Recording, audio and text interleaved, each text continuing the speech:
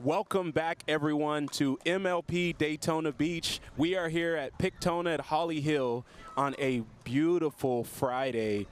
We've got a premier level match ahead of us. We're going to have the Las Vegas Night Owls against the Hard Eights. I'm joined in the booth here by pro pickleball coach, pro pickleball player. You've probably seen him on podcasts, teaching camps. We got Kyle McKenzie. Thanks for joining me today. Yeah, man, I'm excited. Excited to call the matches with you. You're a heck of a player yourself. We've been against each other on the court, but let's be unified in the booth here today, Brandon.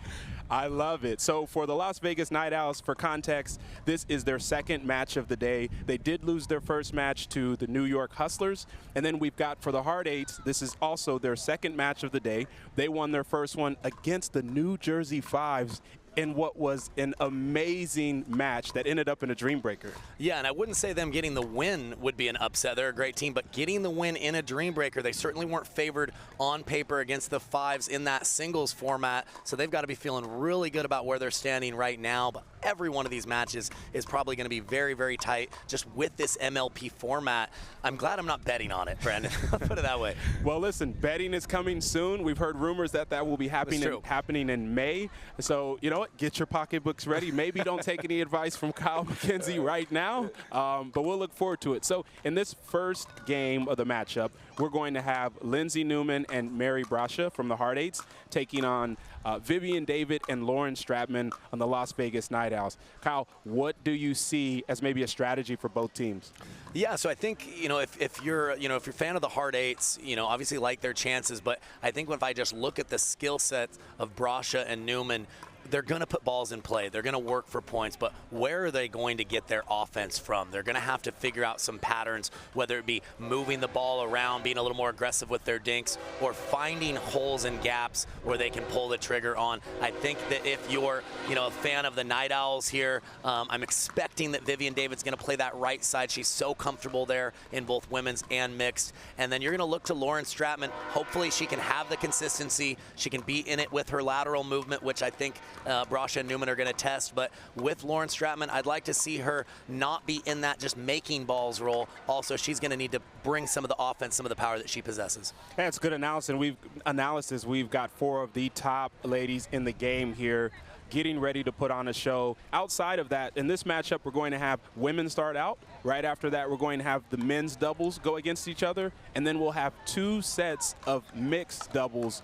Kyle, what do you see as maybe the difference in this matchup? Where can each team kind of gain some leverage? Well, I definitely want to see which sides that they come out playing. I'm assuming David's going to play the right with Lauren Stratman on the left. I like Stratman's two-handed dink. She puts a lot of bite, a lot of roll on that. I think that she can use that to get her team ahead when she's in that cross-court pattern. And again, I think that she has the firepower to initiate some offense. I think Lindsay Newman is kind of the X factor here because she's such a competitor. She's so good at a lot of things, but her limitation is creating offense, initiating offense. So look for her to move the ball around, maybe throw in some lobs, but beat the opponents with variety and with just being a gritty competitor. It will be interesting to see how that plays out, especially with Lindsay Newman, on that left side.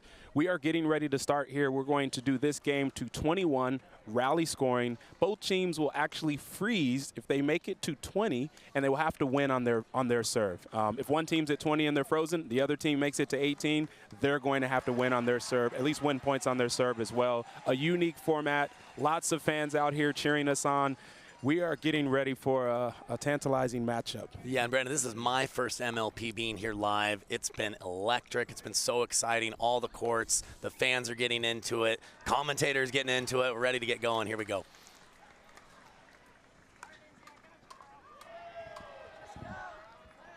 Referees still getting a little bit set here before we take off. Be interesting to see how both of these teams get started early in this matchup to gain some momentum.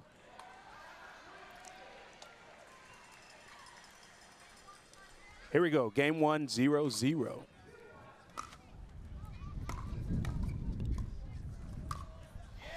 Yeah, and in previous matches on this court, the wind has been a big factor. The hard eights have the wind with them, so look for them to maybe play a little softer early on or be more selective with when they speed the ball up, worried that that might carry on them a little bit.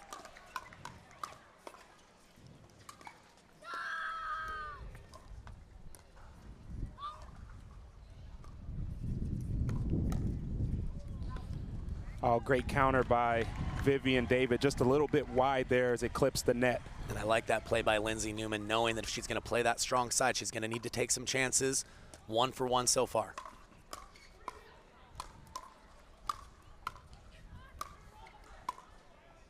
Great defense from Newman.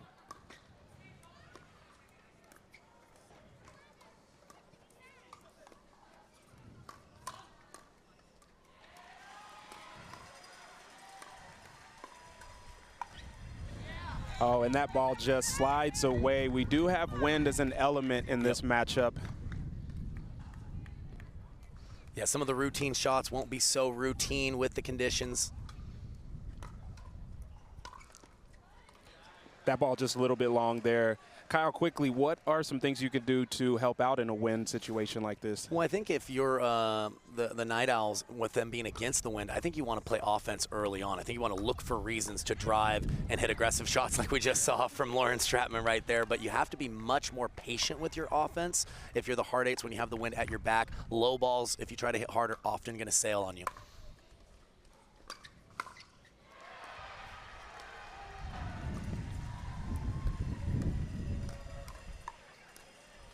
The speed up handled there by Brascia.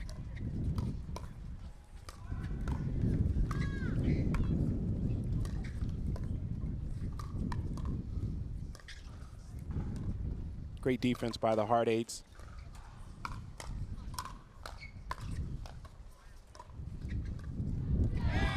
Wow, and that's a perfect point from both sides. Lots of energy and firefights there. And just couldn't get that last one over from Stratman. Yeah, and we talked about the ability to put balls in play that the hard eights have. They're going to need to continue to make the Night Owls work for everything they get.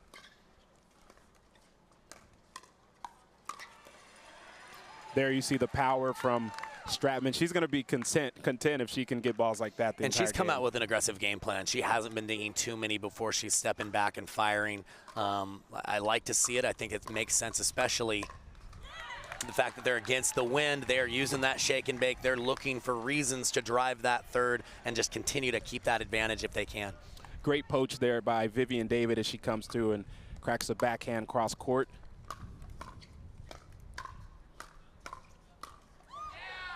Yeah, I think that's a point that the Night Owls love, right? They love that setup. Unfortunately, didn't go there for Stratman. Yeah, put themselves in a winning position. That's all you can ask for. You just have to come down and execute.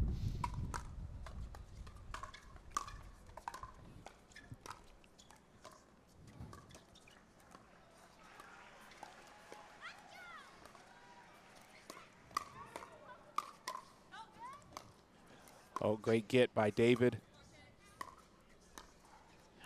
And she attempts to reset again. That's awesome defense by Newman to go from the baseline and make her way up to the kitchen. Yeah, but ultimately, though, she took another offensive chance, speeding up off the bounce. It's not going to be perfectly set up for her, but she's going to have to do a certain amount of that. She's been calibrating that really well so far.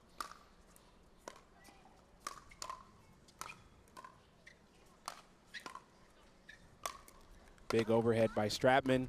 Good defense by Newman. What a dig by Newman.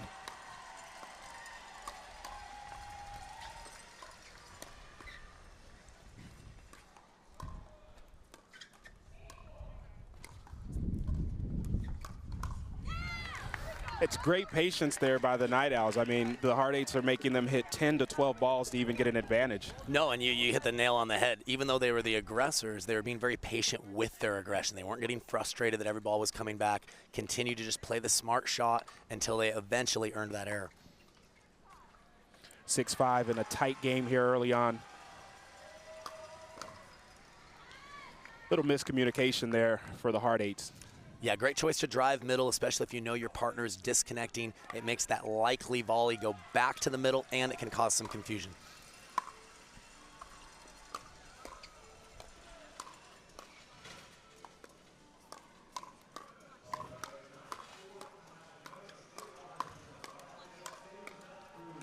Great defense around the post attempt by Newman. Not able to convert. I think that ball was going a little bit wide, but wasn't able to get around it. Yeah, I think it did open up for us. Didn't use enough of the left hand. Probably needed to kind of curl around the edge of that ball to bring it back inside. 3-point lead now for the Night Owls.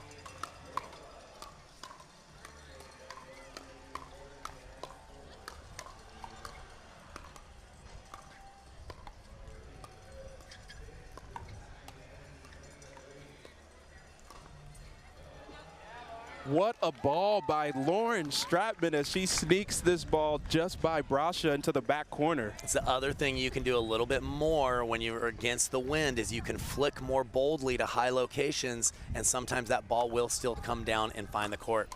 Awesome shot. Big overhead by Stratman. And they are now at a 5-point lead here. Yeah, and their strategy seems to be pretty evident. Whether whoever's hitting that third is looking to drive it and the other person is disconnecting, working that shake and bake pretty much every time.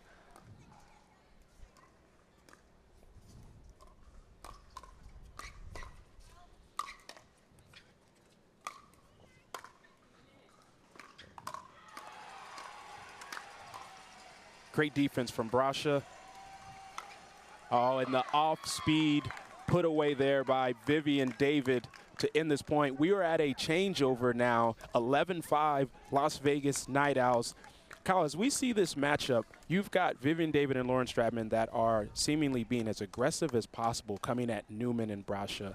If you're in this situation for Newman and Brascia, what are you going to do to kind of neutralize this? What would be the strategy there? Yeah, so I mean, it's going to change a little bit, I think, you know, once they switch ends. But I think as long as, and are we doing a side switch now that we're 11? We are, yep. So now that they're on the other side, it's a little bit different because I don't think Stratman and David are going to be able to just shake and bake every time anymore, right? So now you definitely want to get deep returns, quality first volleys, but look for a little bit of an alternate strategy from Stratman and David now to maybe be willing to work that point a little bit longer. And then if you're the hard eights, you really need to look to be a little more aggressive with your serve, look to drive a little bit more and try to gain an advantage on the first couple of shots, knowing that you can hit a ball a little bigger and the wind will likely keep that in the court.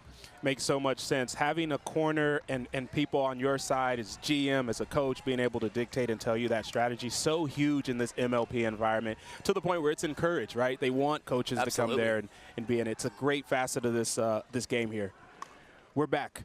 Up 6, the Night Owls here. Oh, it looked like a great spot there from David as she smiles, knowing that it was open. Just hit it a little wide. Yeah, I like the trigger pull. She was balanced. That ball sat up. She had some space. She just couldn't execute it.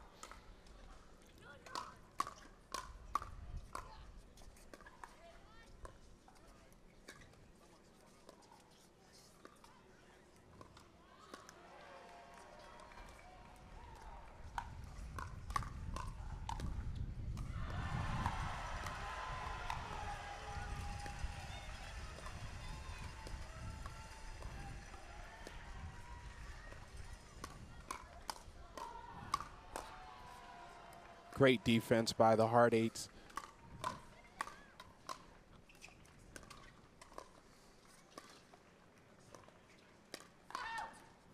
Oh, Stratman with the one-hand flick, which looked like a good ball until Brascia slid to her right. Yeah, I think it's an example of good attack, better counter. I mean, yeah, it's a little bit more bold, but I didn't think she hit a bad spot. Just a great slide there from Mary Brascia.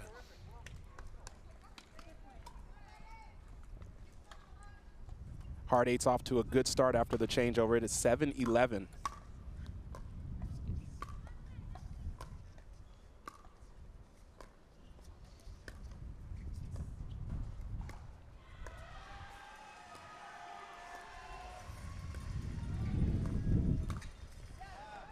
Oh, it looked like a good opportunity for Stratman, but she pulls it wide as she's attempting to use that forehand on the dink side from the left position. Yeah, I think she was trying to catch the Mary Brascia right hip, but from where she was at, probably played that one just a little too close to the line and ultimately pulled it wide.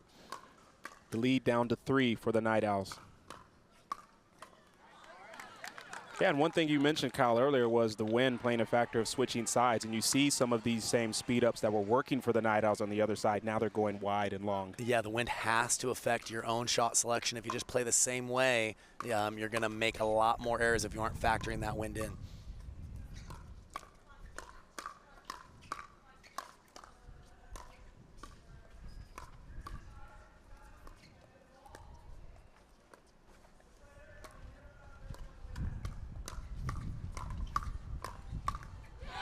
Great defense and offense there by Newman. You talked about her needing to kick up the offensive side. Looks like she's doing it here. Yeah, she's trying to go for more. She has to do that. I think if she just continues to wait for mistakes from Stratman, I don't think she's going to get enough this match. And it seems like she knows that too. That's why she's looking to thread the needle more than she would maybe normally be comfortable with.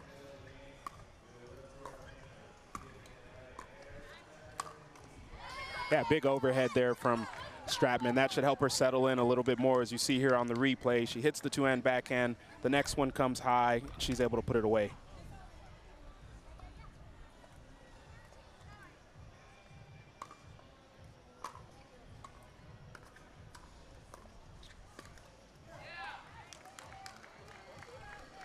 Looked to me like Stratman changed her mind there. I think the wind brought that down. Not a normal error that she would make.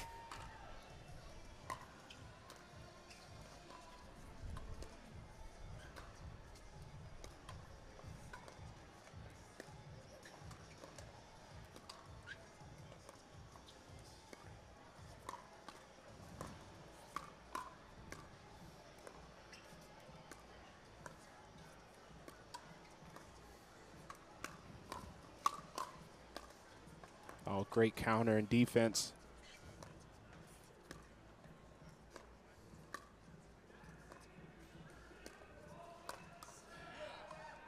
What a ball there from Lindsay Newman, as that was at her shoe tops with the two-hand backhand. And again, we talked about what an amazing competitor she is. She has a sense for what she needs to do. All those dinks, even though she stayed cross court, were aggressive from her, and she attacked from a lower position than she normally would.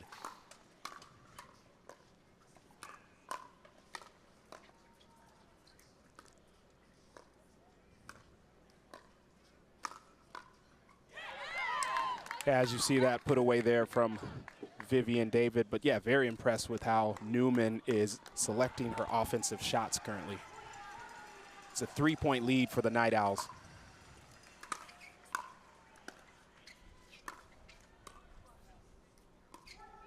Oh, what a ball, as she held that to the last moment and pushed it to the outside angle. Yeah, everything about her hips looked like she was going middle. The last second, she just turned her wrist. Pretty tough to hit a dink winner, but she executed it perfectly right there.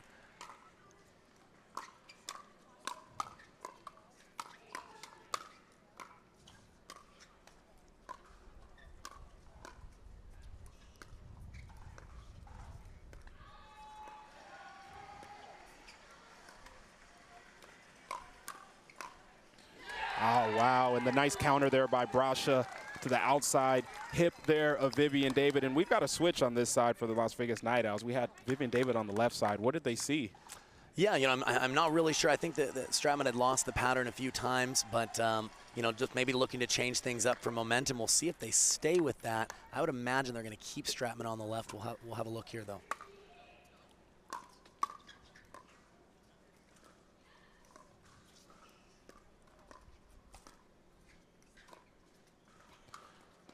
Newman with the lob. Oh, and David goes for a big forehand from the baseline. We are seeing the full arsenal right now from Lindsay Newman. And I gotta apologize for not being familiar with your game, Lindsay. This is awesome. Well, I think I said it in the beginning that Newman doesn't have the traditional offense, but she has an above-average ability to move the ball around. She has more variety than a lot of the other players. And again, she just has that court sense of what type of style she needs to play. She is a natural defender, but if she feels as though her team needs more offense, she knows how to make that adjustment. Yeah, and I think it's a testament as we've got a tie game here after the changeover. Las Vegas Night Owls only got 3 points since then, and we've got a 9-point run here from the the Hard Eights. But it's a testament to how you may see a player play a certain way in a tournament or an event, but these players are so highly skilled that they're able to adapt in certain situations, and that's what you're talking about seeing here from Newman. Well, and that's what the pro game, you're getting to a point where you have to be able to do that, right? It's if you just play one way all the time, I mean, I guess if you've got the most offense around, you can get away with that, but most of these players have to use different skills, different tempos in different matchups, and it's very, very much a cerebral game that we're seeing out here. Is there a strategy change needed from Stratman and David, or is this mental at this point? Well, I think definitely they needed a strategy change just with the side change, right? And I don't think they've been able to find that rhythm over here that they had on the other side. It was a little simpler strategy over there. It was hit it hard, crash in, play offense early on. Now they have to work the point a little, but they don't want to get passive and not take chances themselves. Let's see if they can regroup here. Oh, and you see the shake and bake there from Brascia. She picked up one pretty low. Yeah, she hit it out of position, but she timed it well, hit it right on the button, and was still able to get ahead in the point.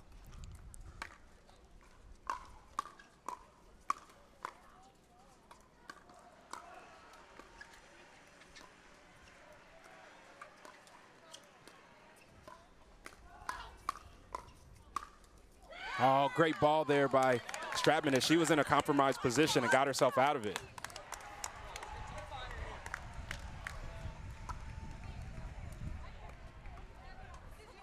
Back to a tie ball game here.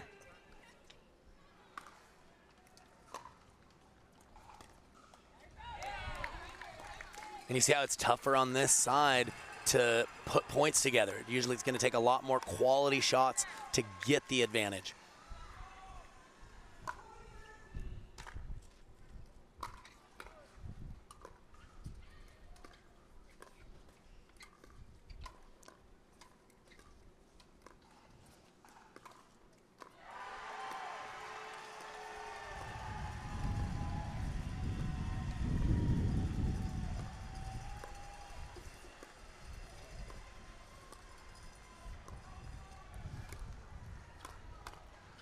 Great in and out block there by David. Stratman unable to reset that. Another instance of offense there from Newman.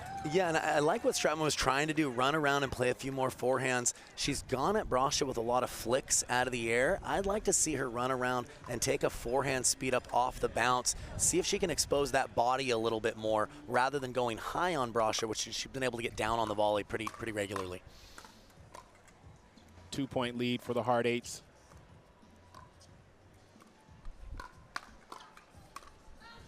Oh, and Brascia takes a chance at a two-hand backhand, which starts the speed up, and Stratman unable to finish as that ball's wide. Yeah, and you saw them switch there. I think they're just trying to get Vivienne and David involved a little bit more. We'll see if they switch again on this one.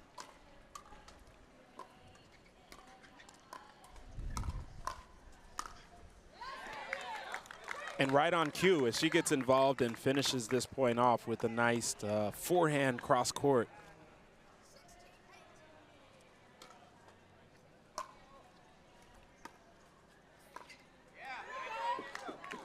They'll take those type of freebies all day. Yeah, absolutely. And it was the forward pressure that Vivienne David did. It wasn't just that she made the drop, but she took a few steps in, changed the available shots for Lindsay Newman there.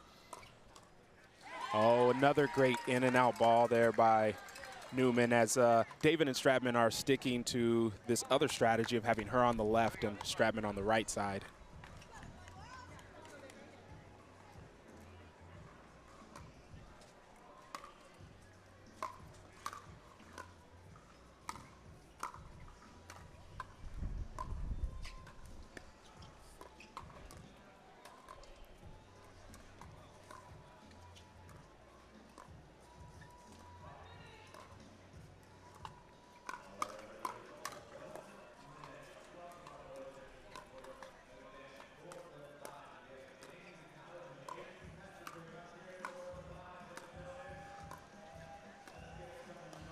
Oh, great pressure from David, as you mentioned, needing her to get more involved in this game, and she's doing that now. Yeah, we talked about the value of patient aggression, and a perfect example of that from Vivienne David. Never tried to do too much, but continued to keep her advantage until she got one that she could do more with. The lead down to 1 for the Hard Eights.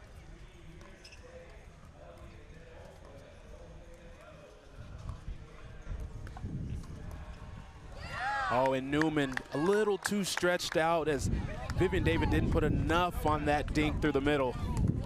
Yeah, great job just changing up the pattern, working that middle dink a little bit. I think that what we saw earlier in this match is Lindsay Newman was getting very comfortable going cross court to cross court. Sometimes just going to the inside foot, slightly varying that pattern is enough to take your opponents out of their rhythm.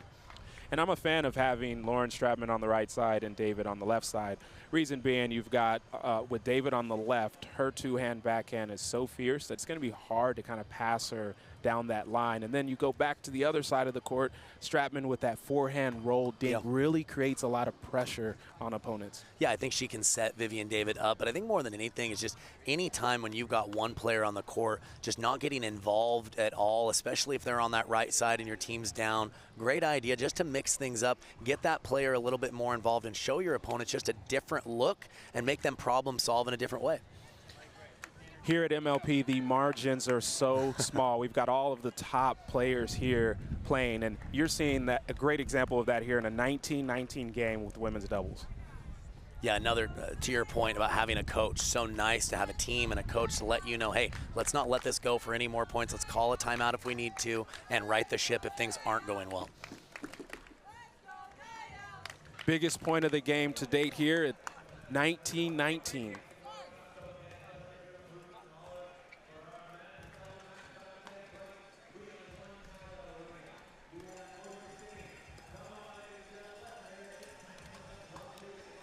Referee still getting set. We are ready to play.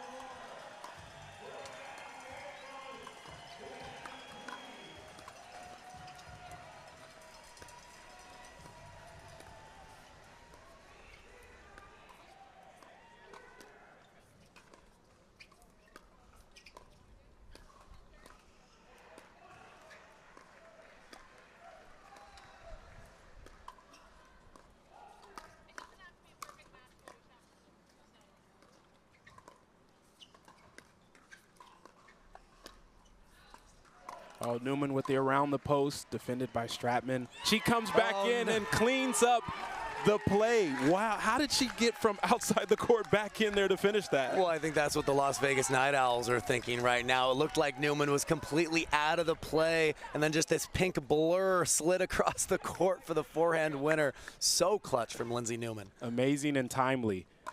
They have a game point here.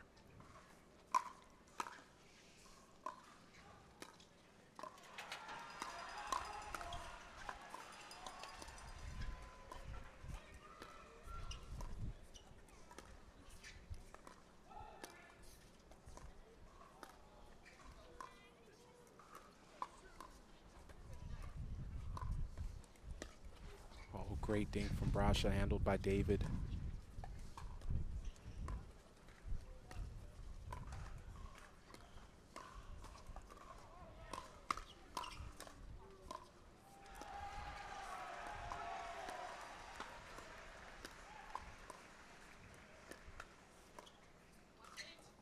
Oh, the around the post from David. It looked like it was there, but wasn't able to convert as it hits the pole. Yeah, and it didn't even hit, it looked like the exact pole, but the little edge that came off the pole, that's very unlucky for Vivienne David. Definitely was there for the angle, but the consistency of Lindsay Newman and Mary Brascia, their ability to play defense but take those offensive chances just enough at the right time was what turned this match around for them. Great win there for the Hard Eights, and if that is any indication of what we have to come, we've got a treat as the men's teams warm up. We've got Dekel Yates against Riley Newman and AJ Koller. This one should be great. We're going to let these guys warm up. We'll be back here in a few minutes.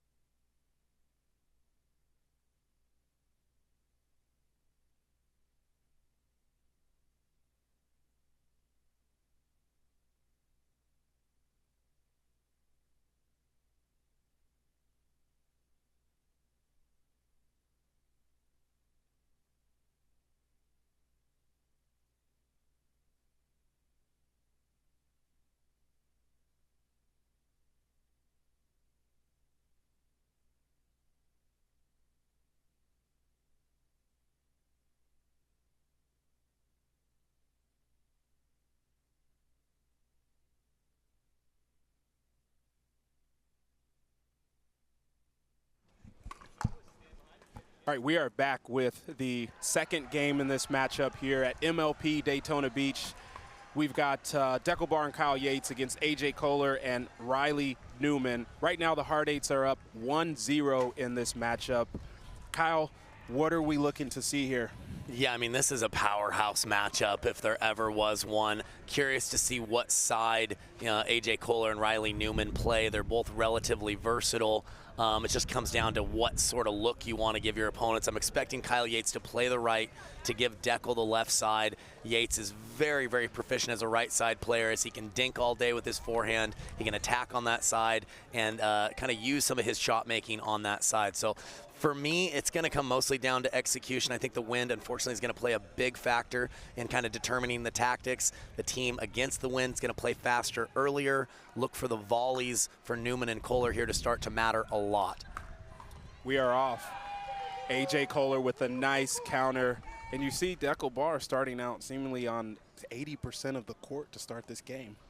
Yeah, and I'm not sure he's going to need to take that much court, with Kyle Yates as his partner. Kyle moves very well. I think that if he's getting a lot of forehands, sure, he can dink it, sure, he can get his team ahead, but he does have some pretty sneaky offense on that side as well. Early 1-0 start here for the Hard Eights.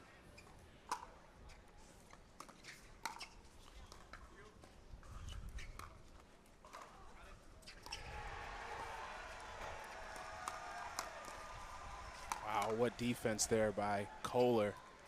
And that ball just a little bit long. And so the first couple points, you see that Yates has tried on both occasions to speed up the middle to the Koller back, and I think he's trying to put that the counter in front of Dekel, which he accomplished on that point. Unable to get that counter back there in the kitchen. 1 point lead here for the Hard Eights.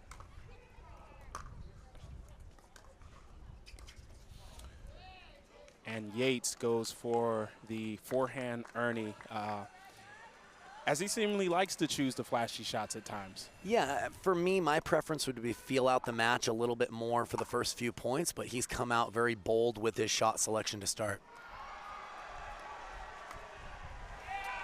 Yeah, and a great in and out ball there by Koller.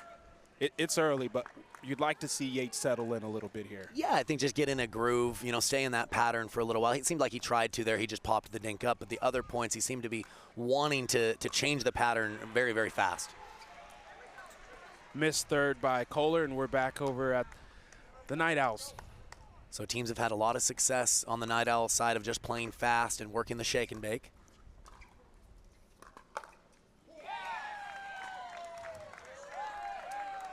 That ball, I think, was in. It was a very fast counter there by looked Riley like Newman. Newman got on top of that.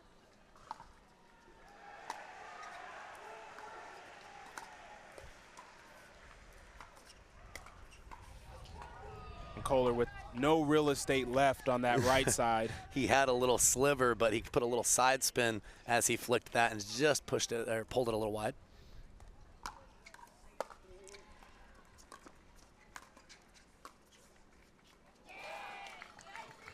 That ball not able to make it over. It was a big Dekel serve to start out that rally.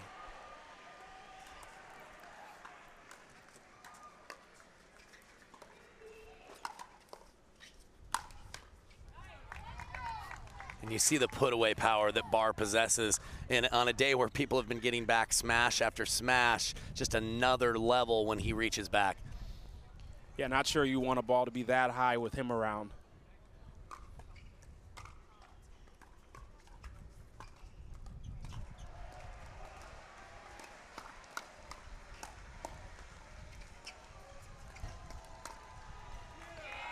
Barr getting involved more, not able to convert on that backhand. Yeah, and a bold and really smart speed up there from Newman. Realized that Barr was kind of leaning middle, caught him just a little bit late on that backhand counter. Oh, and there's the Ernie from Dekel. We'll start the Ernie counter at 1 for him now. Yeah, he's certainly known for being able to take off from sometimes the middle of the court and still be able to jump the kitchen. The over-under on that's probably about 4. Yeah, I think that's about right. Even though Barr missed that, I like the play. I think they've been playing a little too patient given that they're against the wind, swinging out on those thirds has been working for a lot of teams today. I think they're going to want to rev up that tempo before the side switch. Yeah, and the drives being a big part of Barr's game, it'll be interesting to see how he handles the risk versus reward in rally scoring format here. True.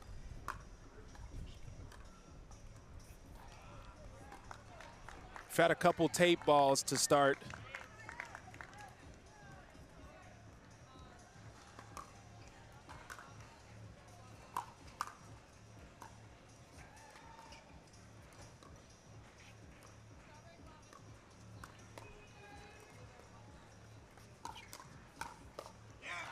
And a great speed up by Bars. He knew Koller would be able to get the second one back. Yeah, it was a bold play for sure, but his team really needed it. It's important, in my opinion, that they switch with a lead, since that side has been the advantageous side so far.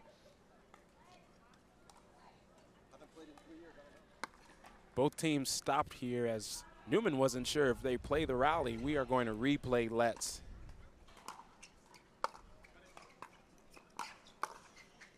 Big drive by Bar.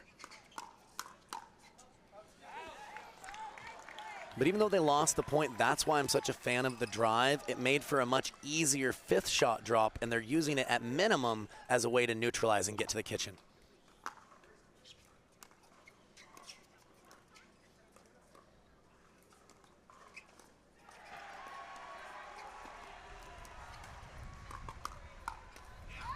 And that's your point earlier of Yates speeding up cross court to that backhand of Koller, feeding that counter back into Dekel Bar. Yeah, Bar's very aggressive with his court positioning, loves his hands in the middle there, and Yates set him up nicely. Another drive from Bar. Oh, good recovery by Yates. That ball's in.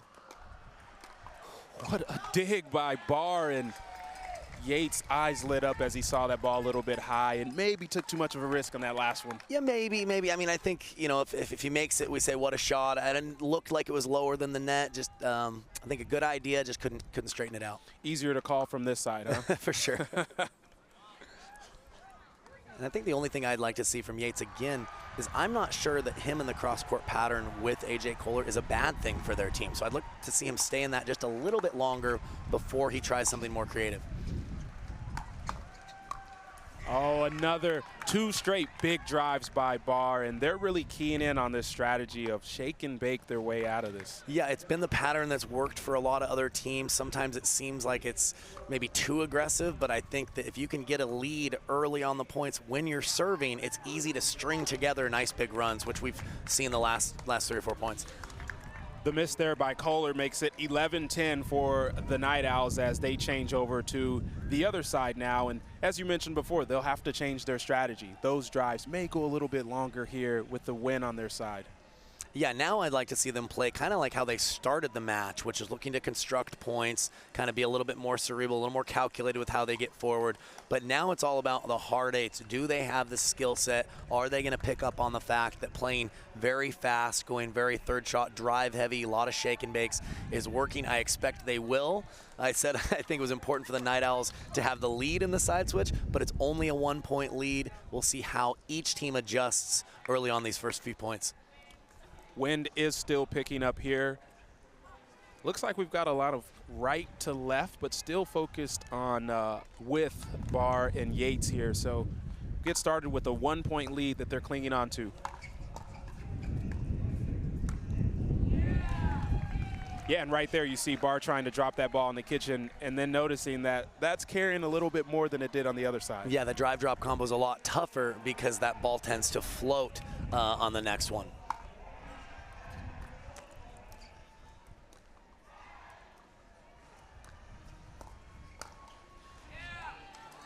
That was a great first ball by Bar, but I'm not sure he thought Newman was going to get on top of that second one that quickly. Yeah, it looked like it was big enough for him to hit bigger, and he tried to flick, and it just didn't have Newman fooled on that occasion. Big serve by Koller. The two-hand drive by Newman, and Koller can't finish it off. Yeah, and they're trying to play fast. I like the intent. And if I'm the Night Owls, I probably am going to return to Newman a little bit more to keep his poaching ability off the net. take my chances with Koller, although he's a very good poacher as well. Serve just a little long there for Yates.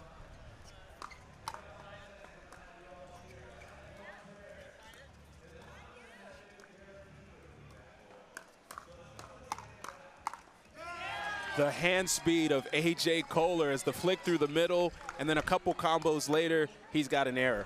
Yeah, and at this level, it takes more than one good one. You saw how Dekel was able to get the first one back, couldn't convert on the second one.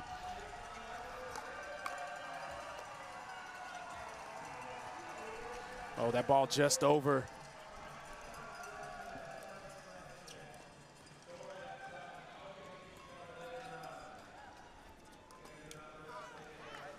And that's the pattern you talked about earlier with Yates and Koller kind of staying in that cross-court one, and you see value in that for the Night Owls. Yeah, I think that, you know, Koller can sometimes be a little too creative with his shot selection. So if you give him a purposeful dink, maybe he speeds up at the wrong time. Maybe you can just beat him with consistency alone. And there he speeds up the first one. Newman comes in to try and clean it up, but Barr is there with a heavy backhand. Yeah, Barr's playing really well, playing very aggressive, and he's been the difference to keep them tight and close here in this match. Oh, great approach drop from Barr as he throws up his fist. He's liking what he's seeing right now, and I'm impressed as well. Yeah, really, normally not a bad speed-up location from Koller, but Dekel Barr, lightning fast hands. 1 point lead for the Night Owls.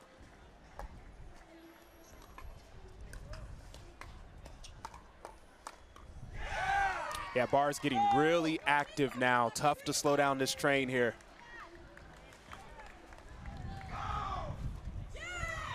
Yeah, as he lets out a yell, we get a timeout from the Hard Eights, and Barr has really picked up his level on this side of the court. And this is why you have to love MLP. I've watched Dekel Barr play a bunch of times, and he's kind of like a gentle giant at times out there. His game is very big, but you don't often see him get as animated. A big let's go for his team right there on the timeout. And like I mentioned, his court movement, his presence, he's been very bold with his offense, and he's been very efficient so far. He's really been the difference to get them that lead. Again, if we go back off of other matches, they're on the side where it's tougher to put together big runs. We'll see if the Hard Eights have one more push in them down 16-14.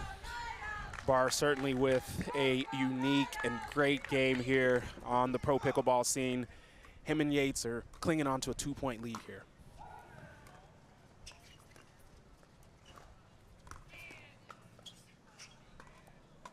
Oh, that ball just wide. It was great pace on the speed up there by Koller as Barr was bracing for something a little more hard than that.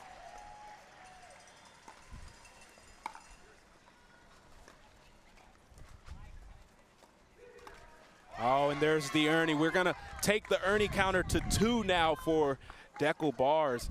He just really anticipates these well. Yeah, it's so much tougher to Ernie when the person cross court from you is dinking, but he timed that one perfectly. Yeah, I wonder if there's a way he can get maybe royalties from Ernie himself, him and Tyler Leung. It makes sense to me. Or just changing the name to either the Leung or the Barr. I like that.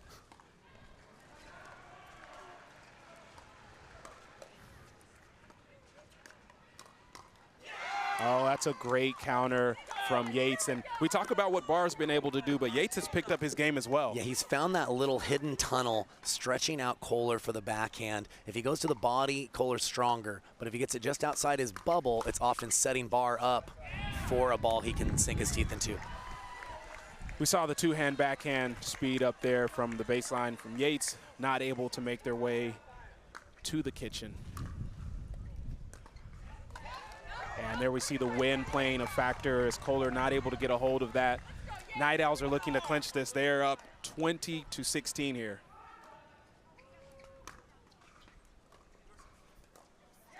And they do. What a win there from the Night Owls as early on they had some pace. They started playing well. They picked it up on the other side and really took over this game. Yeah, I think Yates started just a little trigger happy. I wouldn't say he was playing poorly, but just wasn't working the point as much as he could. Barr played amazing to kind of get them that momentum, and then both him and Yates played extremely clean down the stretch, and they're able to get away with the victory. Yeah, I want to talk about what this next matchup is going to be. We knew that from a men's perspective and a women's perspective that these teams might be neck and neck, right? They're now 1-1. We're moving into mixed doubles matchups. It looks like we're going to have AJ Koller and Mary Brascia.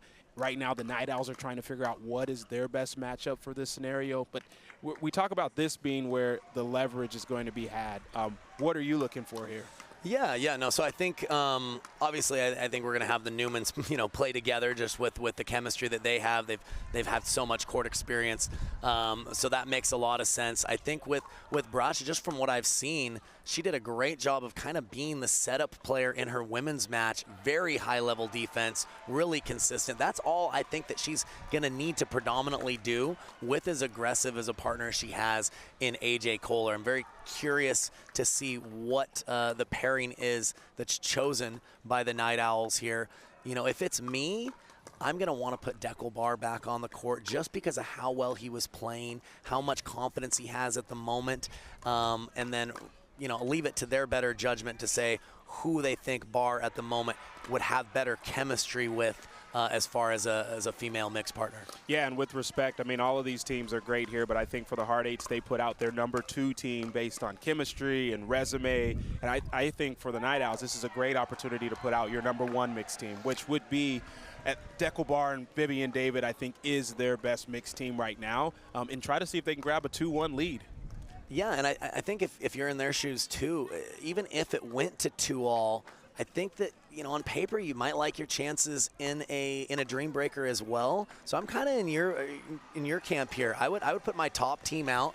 I would try to get that 2-1 lead and then allow my other team, who's not going to be bad by any means, to play completely free against the Newmans. This is not a condition. These are not conditions right now where grinding out defense is really favored. So I think that if you throw Kyle Yates and whether it's Lauren Stratman or Vivienne David as his partner, I think that they have a chance at swinging free if they had that lead. So I'd throw Dekel personally, probably Dekel and Vivienne David. I think they've played a lot together, and try to get the lead and go from there.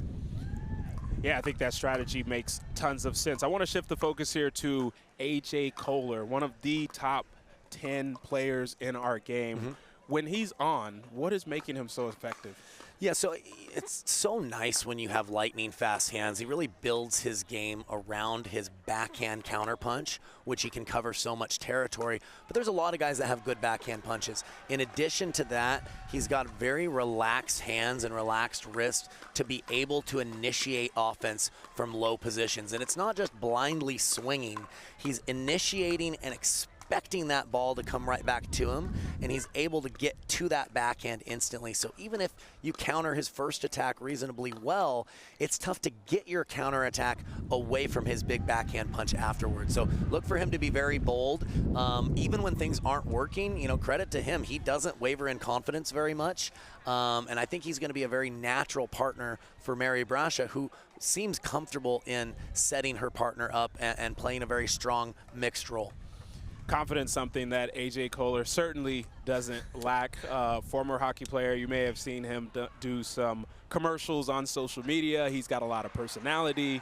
I think when you look at his game, he's one of the few players that can create a ton of spin with minimal effort. You talk about the flick of the wrist he's able to do, the grip pressure that he has with his paddle. And, yeah, it's amazing to see kind of how he can create that spin from positions that you wouldn't even think at the kitchen line. He's going to have to do it here if they want a chance. Yeah, definitely going to up the frequency of that in mixed. And he's a guy where he can initiate forehand, backhand, both sides, off the bounce, out of the air. We'll see if that's effective here for his team. Pivotal game 3, 1-1 right now. We've got Koller and Brascia against Barr and David.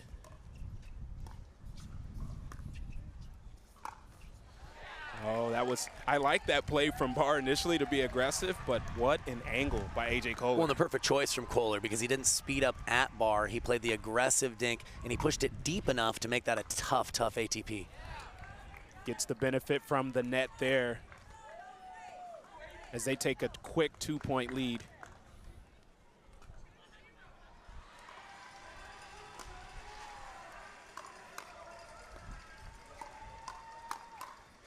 Wow, what a get from Brascia.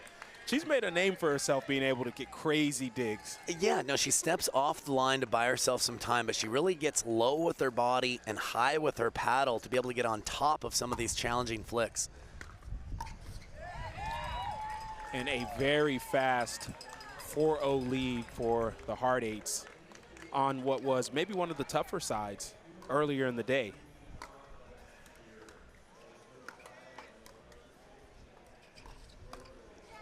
Yeah, that's a great in and out slice there by Barr. He's got a lot of tricks in his bag when it comes to mixed doubles. Yeah, and if you can attack the Koller backhand and get him reaching, your chances are much, much better, as we saw there.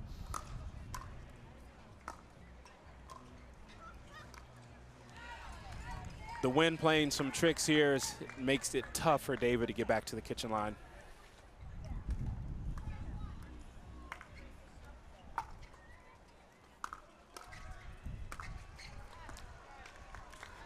And there we see the other side of the Koller decisions there, as that ball may be going to championship court if it didn't hit the back. Sometimes creativity can be your downfall, right? There's a certain point where it's effective, and then it can get away from you real fast.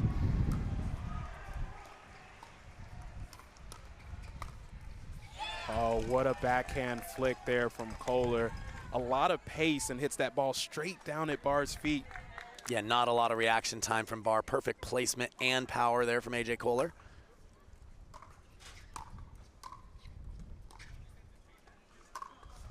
The ATP from Brascia is good, as she let that ball travel as much as she could to the right side of the court. And that's what I was going to say, Brandon. There's standard ATPs, and then there's ATPs like that where it's a little dicey. You're hoping the angle opens up. She held her breath, executed perfectly. Great for the crowd and the fans. And I mean, they have a 5-point lead here, or 4-point lead here, excuse me, feeling comfortable early on. Big serve from Barr.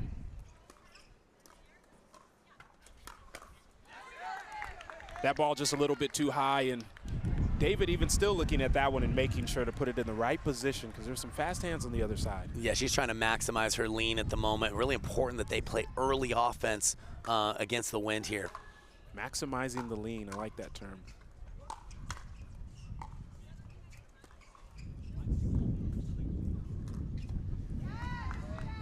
Yeah, and there we see it again. A tougher side to really create and speed up on with the wind going with you. Yeah, this is where I like aggressive dinking, but not speeding up off the bounce nearly as often because of what we just talked about with the wind. And the Night Owls working their way back into this game. Now down 1 after being down as many as 5 early on.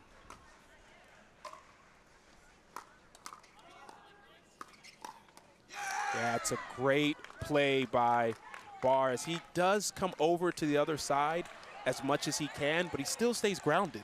Yeah, no, great balance. Took some risk going for that, but it was just excellent anticipation. Knew that Koller would be trying to keep that away from him. Oh, and the threat of the Ernie there. I mean, should we just add that to the Ernie counter? I mean, that created an error, right? You're right. Well, it's a great point. Sometimes showing the look, you don't even have to touch the ball, and you still impact the point. 1-point lead now for the Night Owls. Make it 2 as Vivienne David gets one off of her serve. Curious if we'll see a timeout before the side change here from Hard Eights.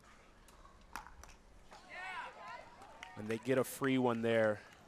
Yeah, don't blame Dekel Barr for going for a little bit more on the serve. You would rather see him miss long, though, than into the net when he's hitting out into the wind.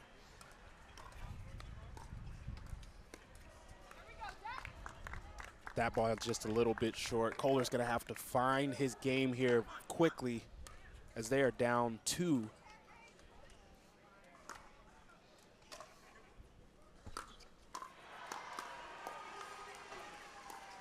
Oh, what a lob by Barr. David had it on her paddle, but tried to guide it in there across court. And we can't forget that great get by Mary Brascia. Yeah, I think David expected a weaker response from Brascia, and Brascia was able to keep it relatively low to the net, just enough to earn that error there from David. Brascia, creator of the shot called the merry-go-round, as the Night Owls take an 11-9 lead here. I want to go back to an earlier point. We talk about A.J. Koller being able to create, how it's an advantage for him. We talk about Dekel having a huge serve, how it's an advantage for him as well. But we've seen the other side of that, right? When they're not able to make that ball and they make an error off of it.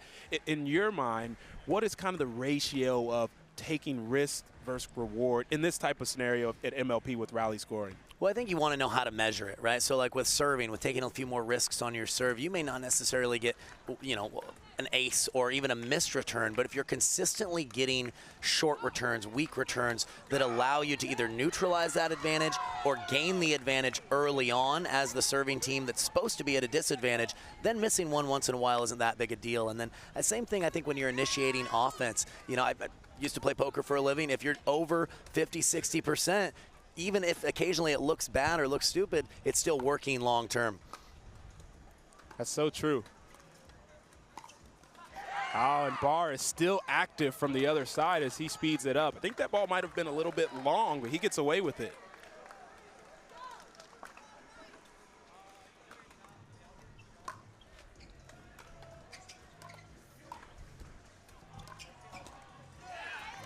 It's a great dink by Brascia. She held her ground. Yeah, David might have just been barely still moving on that one. Didn't expect it to be back that heavy cross court from Brascia.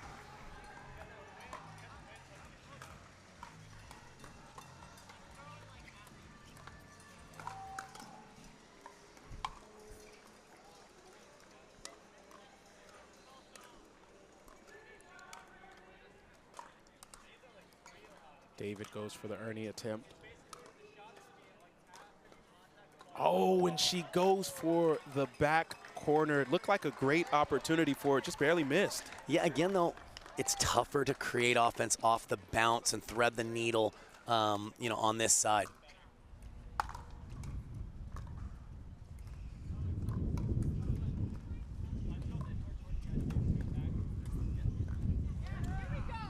Oh, and Koller goes for a pretty low speed up there. I think Brascia mentioned to him maybe that's not the one to take. Yeah, it was a tough one because it was both too low and kind of he was overextended as well. So definitely a decision he'd like to take back, but moving on to the next point.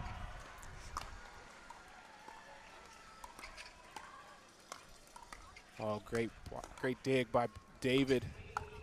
Oh, and Barr is able to finish it up as that ball clips off of the tape. Yeah, a little unlucky from Koller. He's expecting Barr to make that counter, but he's expecting the counter to come right back to him. Because it hit the tape, Barr had enough time to place his counter into the open court.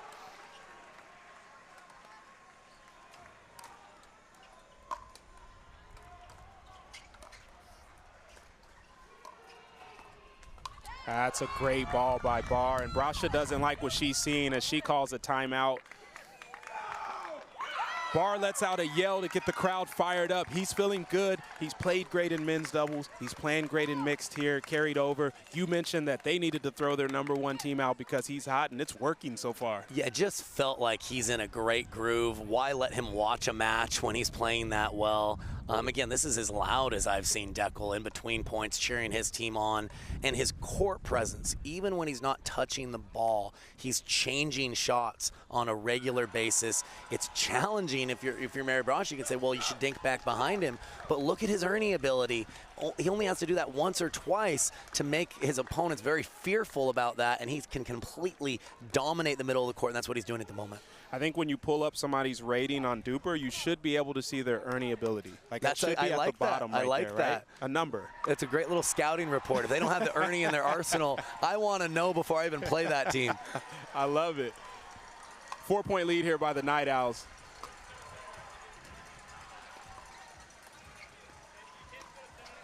Oh, the lob by Koller. Looked like a great lob, just a little bit long there. And he has been a little bit off this game here. Yeah, just a little bit. I don't hate the attempt there. He was balanced, just wasn't able to find the court on that attempt.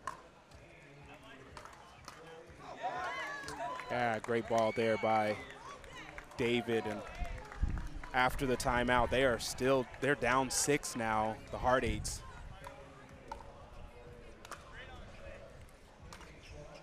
Oh, and everything working for the Night Owls is they throw up their hands to say sorry and use that same hand to high-five each other. Yeah, and on the side with the wind where it's normally tougher to drive, they've done a nice job of adding a little extra spin, so keeping those drives low and being able to be aggressive on what's been the tougher side to play. Yeah, and they are rolling now. I'd almost like to see another timeout here from the Hard Eights. I know they just took one, but it is an 8-point deficit.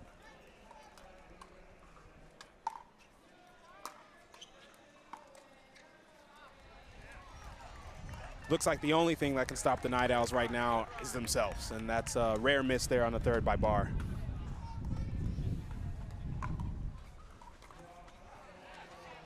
Oh, and a rare miss as well from David. Maybe some momentum here for the Hard Eights. When you see David, what she's doing, she's worried about missing it long with the wind, but made the classic mistake of just decelerating and guiding it a little too much there.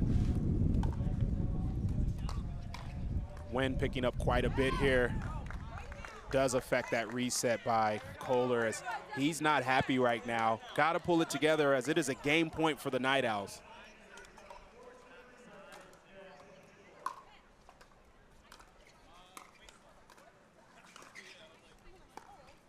Great ball behind Barr. And Barr was coming in to do some damage. Great job from Koller to neutralize that. Yeah, no, absolutely. Dekel Barr still played a fantastic point, took a ball behind him, and still got back on offense.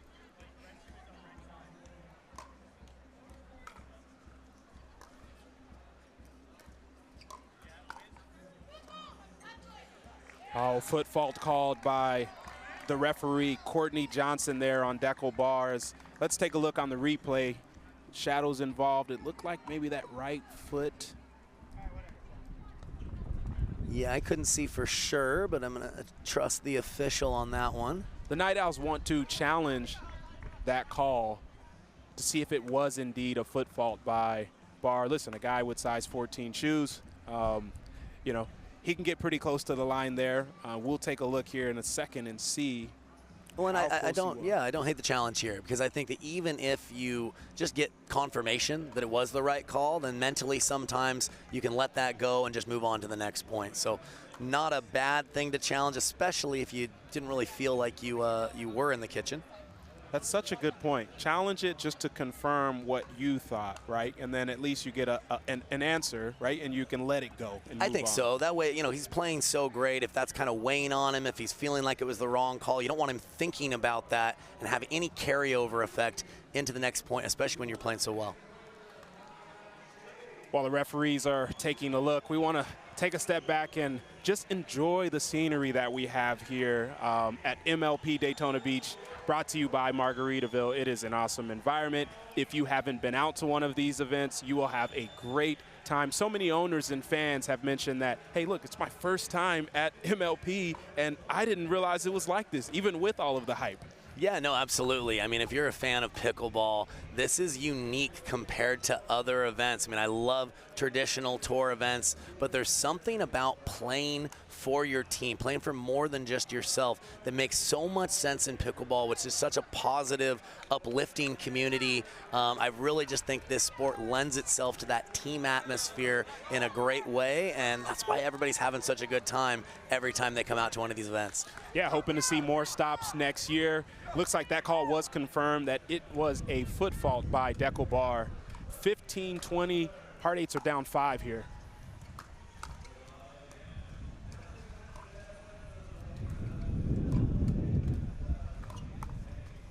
Oh, great block by Barr. And the finish by Koller. Maybe that timeout actually helped the Hard Eights as well. I was going to say that's the only risk in calling it. I said for your own mental, fortitude and just confidence, I think it was good, but you might be giving confidence to your opponents, maybe just a tad. Yeah, that's a ball that has to go over for Koller. Even with the win, I think he has to give it as much margin as possible and be okay with digging out the next ball. Well, for me, with the deficit and with against the wind, I want to see him drive that ball and play a little more aggressive and try to string together a couple easy points to mount this comeback. Short serve there by David.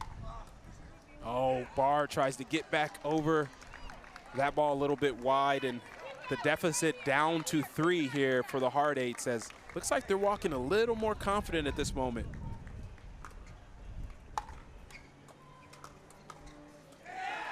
Oh, and the free point there.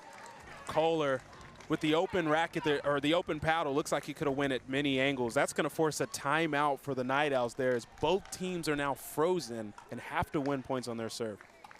Yeah, and you know, it's going to sound simple, but if you're a fan of the Hard Eights, if I'm in their coaching box, I'm telling them, turn up the dial, go for your serve, go for your drive, look to use a shake and bake, just add some instant pressure on the Night Owls here. You know they're feeling it when they've been in control for so long this match. They're feeling that pressure of needing to shut the door, needing to close this out. Yeah, and these are often the tough games where you've got the Night Owls that have been controlling, to your point, the pace and the dynamic of this game the entire time. If they were to give up this game, that is something that mentally can be tough going into the next mixed matchup. Yeah, no, absolutely. And I think, if I'm remembering correctly, the Night Owls lost their first match, I want to say 0-4. I was told that all those were very, very tight. They lost a couple of leads. So you wonder how much of it's mental at this point and just getting that final point and being able to solidify the win in this matchup. Big moment here for the Night Owls as they are up 20-18 with Hard Eight serving. Oh, make that a 1-point lead as Barr tried to sneak over to his right side and Koller went behind him. Yeah, great recognition of Koller, seeing that Barr's leaning middle all day long, kept him honest there with a nice slow drive.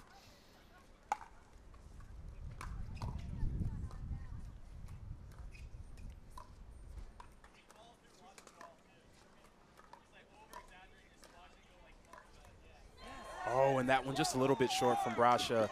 David very comfortable in that right side dinking position. Yeah, that's a huge point for the Night Owls. This is their opportunity. They have match point. You know that they're thinking about it. Can they finish this one off here? Game point here for the Night Owls as they look to take a 2-1 lead.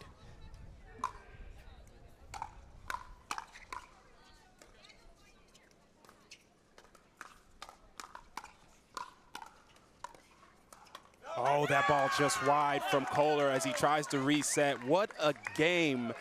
We have seen the margin be so small between these teams in all of these 3 games. But look, the Night Owls came out on top, and they stayed mentally strong to get a 2-1 lead. Yeah, Dekel Barr used every inch of his 6'3" or 6'4" frame to come up with a couple of reaching backhand stab volleys. He straightened him out. Not easy to do, but ultimately the Night Owls held tough. And now it's going to get exciting in this next match, Brandon. Getting ready to get interesting. We will introduce the teams here shortly as we allow them to warm up. We will see you all soon.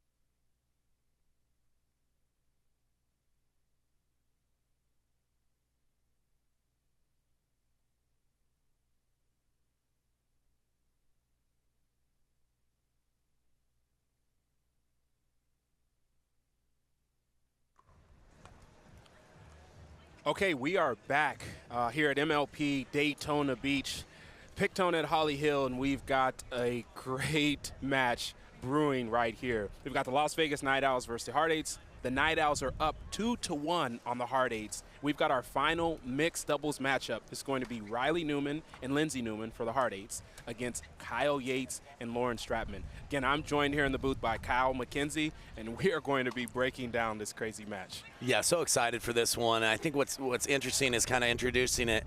You know, the Hard Eights set their lineup, right? And so they were able to put out their number 2 team first. And the Night Owls chose to go with their number 1 team to get that win. And now it's the Night Owls number 2 team against the number 1 team of the Newman, brother and sister. So, they're the favorites on paper, but with the conditions, with them known as being the team defense, the conditions don't really lend itself to high-level defense as much as playing fast occasionally. So we'll see how it plays out.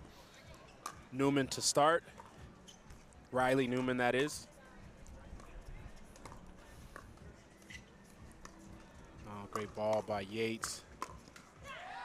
Yeah, and you talked about something earlier. If the Night Owls were able to get that 2-1 lead, their second team's going to come out playing free and loose. Especially on this side. I think they need to play very fast and let the chips fall where they may.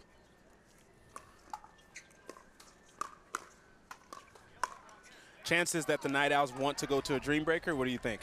I mean, I think if they get to a Dream Breaker, they're not going to feel like they're done for, but they do not want to play a Dream Breaker at all.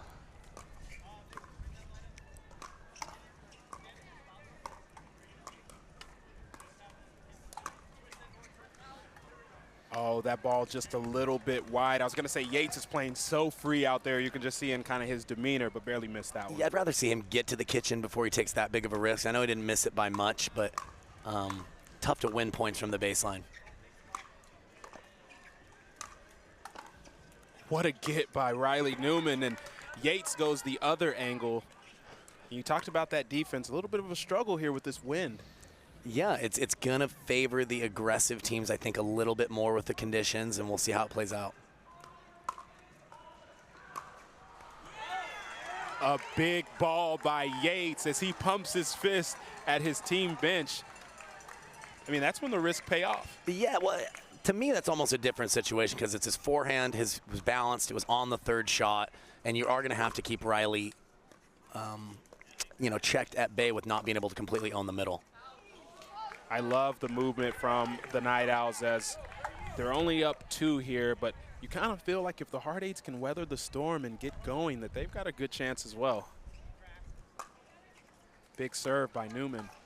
Oh, that ball a little bit long from Riley. He wants to challenge that as I think he feels that they played the next ball after.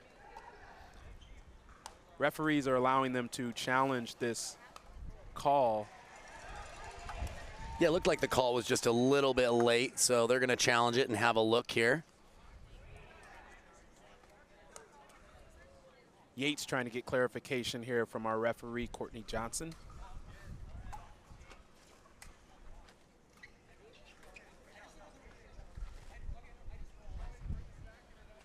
It's interesting we talk about the progression of players a lot, right? Like you played maybe some local tournaments, you played some pro tournaments, and up-and-coming pro, now one of the star pros. Sometimes we don't talk about how referees are able to do the same thing. Courtney Johnson was refereeing locally in Dallas, and now she's on the main stage refereeing for MLP. Now she's a big deal, and deservedly so. It just shows that there's a lot of lanes, a lot of ways to progress in the pickleball world. I know for myself, I started playing pro tournaments. I don't play as many now. I'm still fortunate to be in this world, more doing the coaching and commentating thing lately. So happy to be connected to pickleball however I can, Brandon. Yeah, I saw a quote the other day where they mentioned that pickleball helps the economy. And when you really look at it, what the jobs that MLP's been able to create, we know we've got volunteers that are out here that also help create jobs here in the city. Pickleball as a whole, with lessons, with teaching different players, clinics across the country. It is truly allowing for some good opportunities. Yeah, no, absolutely. I think all going in the positive, quality direction. Let's have a look here. Here we have a look at this ball. And I can't tell where it bounces. It almost looks like it does bounce on the line. My vantage point, it does look out. It is tough to tell with the shadow and the slow-mo of is it bouncing, is it not, but it did look to be out to me. Yeah, this is another instance where I am glad to be in the commentator booth right. As opposed to being out there. But Courtney Johnson with the call as she's going to relay it to the other referee. We'll hear shortly.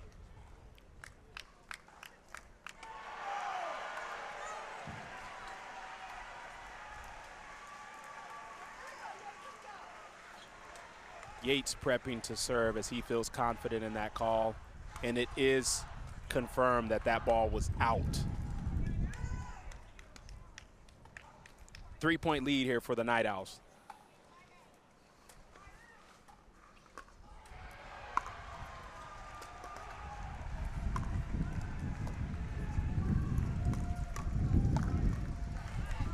Great put away by Riley Newman there. And that's the risk of playing drops, you know, when you're on the side of the Night Owls. Yates put 2 drops in the kitchen, but still wasn't able to feel confident to gain any space forward. Oh, what a get by Riley Newman.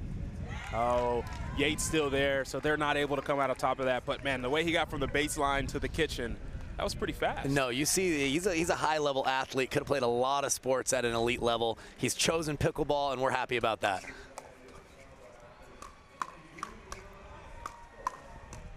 Great defense from the Newmans, as there was a lot going on there on the Night Owl side. Yates came over to poach the first one. Stratman came in with the 2-hand backhand, but they handled it well.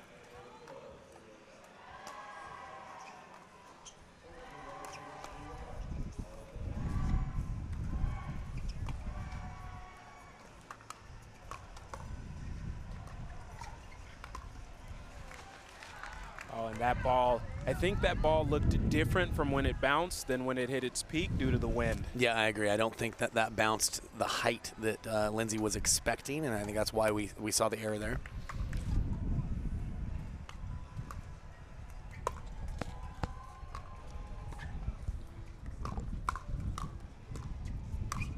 Oh, great get off the net by Lindsay Newman as Cal Yates shows you what a Burt is, where he jumps past his partner and over the kitchen to finish out a play.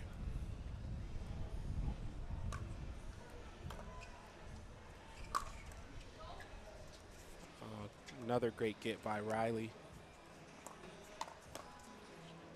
Good defense by Yates.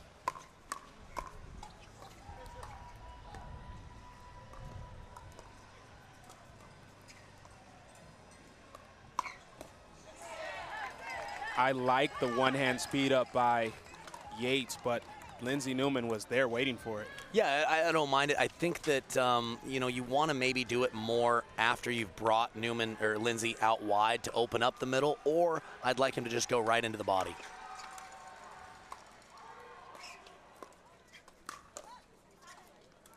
Oh, big ball from Stratman as Riley Newman cannot corral that and get it back in towards the baseline.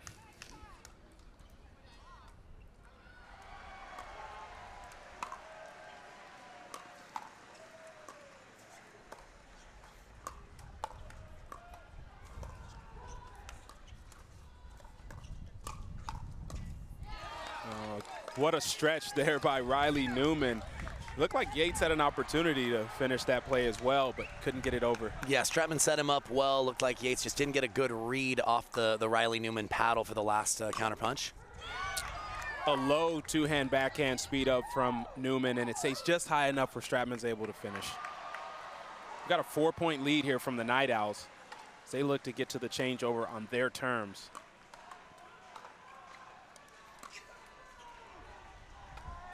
That ball just a little bit wide. Yates has taken a couple chances on that side behind Riley Newman. I think he's 1 for 3 right now.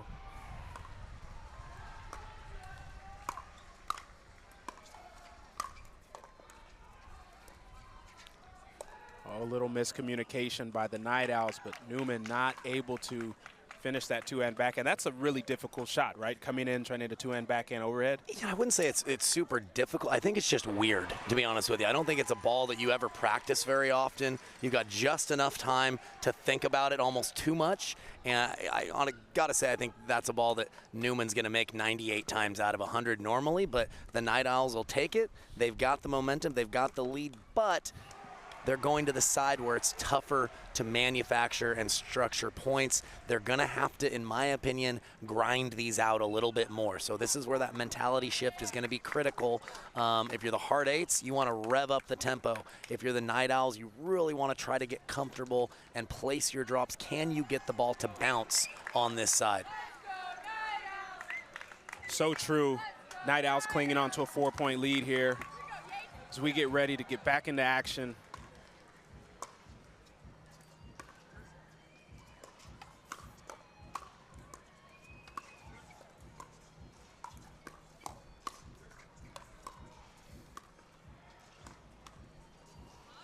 Oh, a great spot by Newman as he comes all the way over and jams up Stratman. Yeah, both male players being very bold there. Ultimately, it's Newman who's able to get the attack through.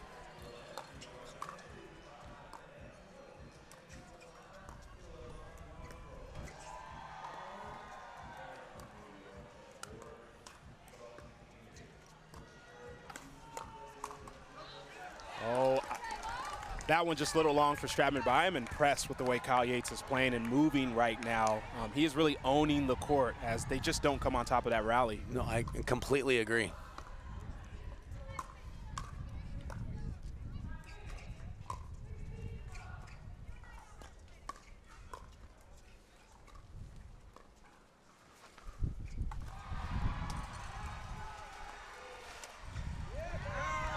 Oh, and Stratman puts that ball in a location that's a little bit tough for Riley Newman to get to quickly. Yeah, she's been trying to able to get behind him on all those speeds. She went right into the body there and it was the perfect choice.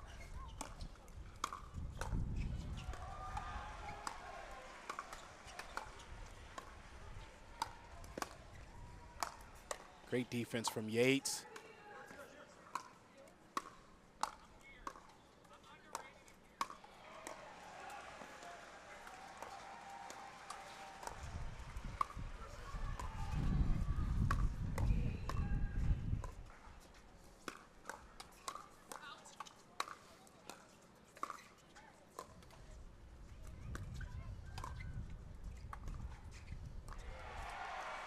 Best point of the match here.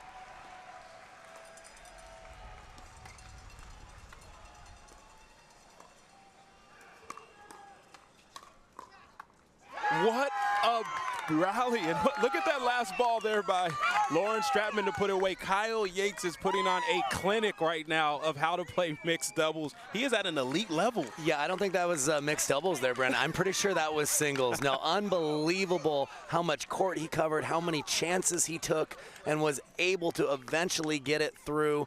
But you see what it takes. If you're trying to be aggressive out there at this level, it takes a lot of quality shots to get it through. Reviewing that point will take hours of coaching to kind of get to that type of level. I mean, how many things did we see? We saw Night Owls at the baseline. We saw them at the midcourt. We saw them at the kitchen. We saw them playing the percentages. Hard Eights getting balls back. I mean, a lot of things going on in that rally. You're right. As commentators, I think any tactical analysis we would give, it's like, well, that was 5 minutes ago, right? So just have to compliment the point. So many good things on so many levels about that. And again, the Night Owls, we said they're going to have to grind some of these points out. They did a great job of fighting for every last ball to get that point over there. Night Owls not done yet. They have a 4-point lead, but they do not want to give this game up and go to a Dream Breaker.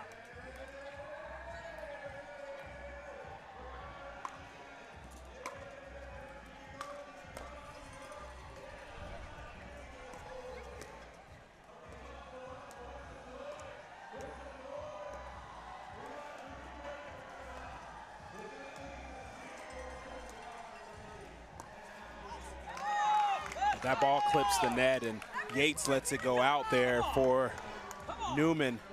Yeah, Newman feeling the need to do a little more when he does touch the ball. I don't hate the speed up, a little unlucky he caught the tape there. What a third by Yates.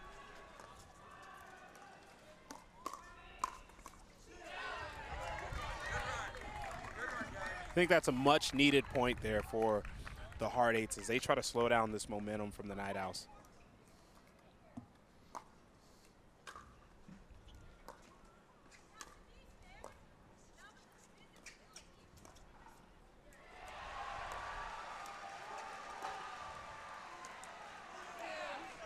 Stratman working her angles early. Looked like she wanted to take a chance there, but I think she may have second-guessed towards the end of that shot.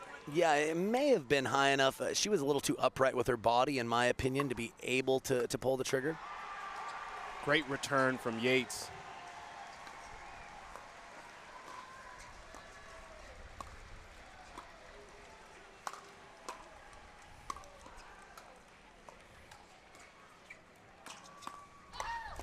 Oh, what a speed up by Newman as he had a little side spin on that speed up that just caught Yates on the hip. Well, and again, it was a chess match. Yates was in the middle of the court, leaving the line open. Newman knew that the moment he pulled the trigger, Yates would go line, so we were right here. Yates started in the middle. One step ahead. Yeah, and Newman pumps his fist that he goes and retrieves his own ball there. I think he's starting to heat up a little bit. They're only down one. Yeah, we talked about the ability to go on big runs on that far side. Looks like the Hard Eights are mounting one right now.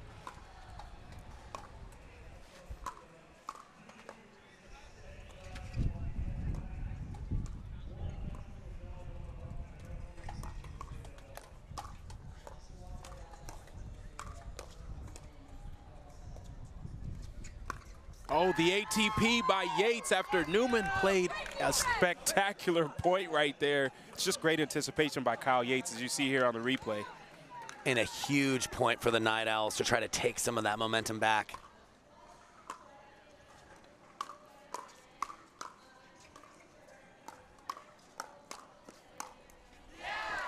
That's great defense there by Newman. Is this the best you've seen Kyle Yates play in a while? Yeah, no, absolutely. I think Kyle Yates has tons of talent. He's very much a shot maker, but this is the first time I've seen him in a bit be able to put that shot making with great decision making, as well as just the movement is amazing from him today.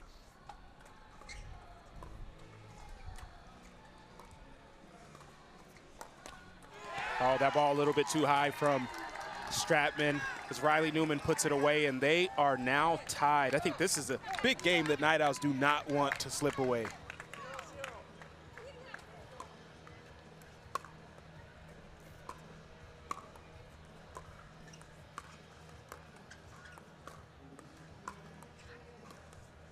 Oh, the deception there from Kyle Yates. Nothing says experience in the game like this combo that he just put forth. Yeah, showcasing his elite variety. He's got more tricks in the bag than your average pro for sure, and he's going to need to use all of them to will his team to the victory.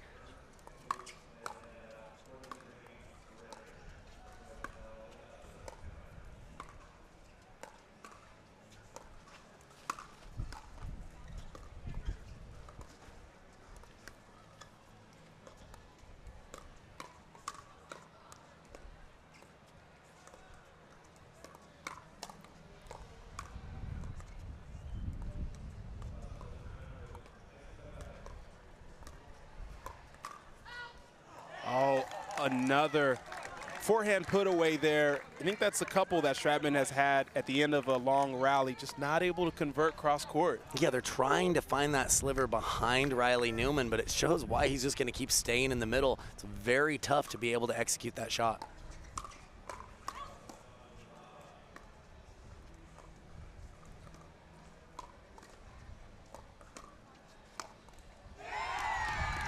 There's just like slow, methodical play there by Riley Newman. There's a point to be made here also how they've been able to continue to have this mental fortitude from being down and having that barrage from the Night Owls to get themselves into position here. Yeah, and they've played, yes, they've had the side that more teams have had success, but they haven't been just doing the shake and bake. They are still manufacturing points on that side, and they've just given nothing away over the last 10 points or so. That's going to force a timeout here by the Night Owls, and I think that's a proper one from their bench. Look, you've been up all game. You've been playing with fire. You've had some electrifying points and rallies. But the fact of the matter is you're down 1 now, and I think their team really wants to make sure from a mental perspective that they're good going into this final stretch of the game. Yeah, no, agree for sure. I think when you feel that momentum slipping, great time to just have a little discussion, see if you need to change anything tactically. But at the minimum, try to change that momentum and slow the team on the other side of the net down a little bit. Yeah, and do you think for them, for the Night Owls, do they continue what they've been doing? Do they make a strategy change this late in the game? You know, if I'm being totally honest, it seems like Yates has been looking for a lot of opportunities to attack. I think that's the right play. I think if he can get to the kitchen line, look to attack more. I think if you're trying to attack too much out of position, that's going to be a tall order. But if he can get the point to neutral, his best chance is to take chances rather than wait for errors from the Newmans. Lots on the line here as the Night Owls look to close this out and Hard Eights look to stay relevant in this match.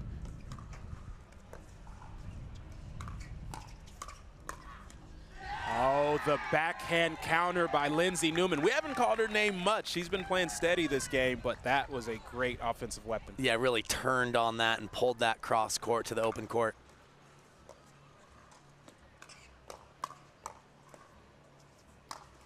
Oh, and now that is a 3-point lead from the Hard Eights.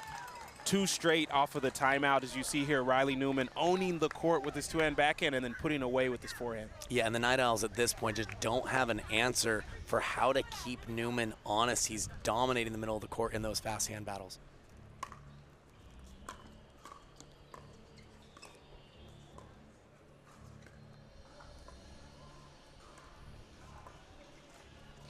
Oh, Stratman with the Ernie off the tip of the paddle, and it goes right beside Riley Newman. He's trying to figure out what happened here. Look at this on the replay. It's one way to open up the angle a little bit more. Use all the paddle. Perfect time to throw your hands up. Now just a 2-point deficit for the Night Owls. Oh, and that momentum carries over as Yates does exactly what you mentioned, tries to go behind Newman and find some opportunity.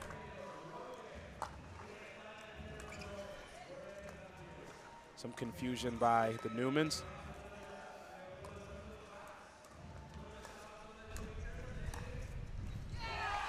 Oh, and something subtle. Lindsay Newman stayed on that side as she earned. A great job by Riley Newman managing the speed of that attack. Had he hit it at full speed, it certainly would have gone out. Perfect medium pace attack through the middle. Game point here for the Hard Eights.